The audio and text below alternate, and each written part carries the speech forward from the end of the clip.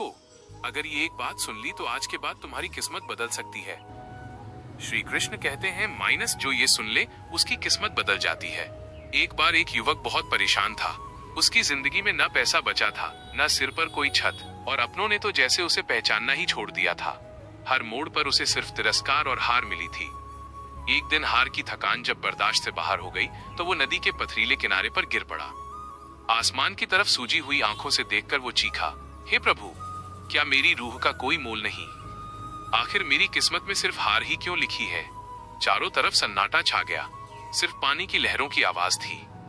लेकिन तभी उसके अंतर्मन में एक ऐसी गूंज उठी जिसने उसके बहते आंसुओं को रोक दिया। वो आवाज किसी इंसान की नहीं, स्वयं माधव की थी। पागल, तू उन हालातों से डर रहा है जिन्हें मैंने तुझे गढ़ने के लिए भेजा है। युवक की सांसें थम गईं। वो एक एक शब्द को महसूस करने लगा। ये कांटे जो तुझे चुभ रहे हैं, ये तुझे लहूलुहान करने नहीं बल्कि तेरी चाल को तेज करने के लिए हैं। तू दुनिया में सहारा ढूंढ रहा है। जिस दिन तूने खुद के भीतर मुझे विश्वास को पहचान लिया, उस दिन ये पूरी कायनात तेरे कदमों में होगी। याद रख, समय महाबली है। अगर आज रात घनी है तो ये इस बात का सबूत है कि सूरज निकलने ही वाला है। तू बस अपना हाथ मेरे हाथ में दे और कर्म कर।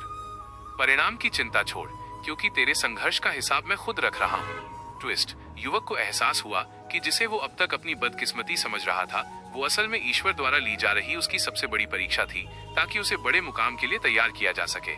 उसकी आंखों में अब दर्द नहीं, एक जिद थी। उसने अपने आंसू पोंछे, धूल झाड़ी और एक नई मुस्कान के साथ खड़ा हुआ। उस दिन के बाद उसने मुड़कर नहीं देखा, और देखते ही देखते उसकी मेहनत ने उसकी तकदीर का रुख मोड़ दिया। याद रखिए, जब आप पूरी तरह टूट जाते हैं तब आप असल में बिखरते नहीं बल्कि नए सिरे से निखरते हैं। जय श्री कृष्ण।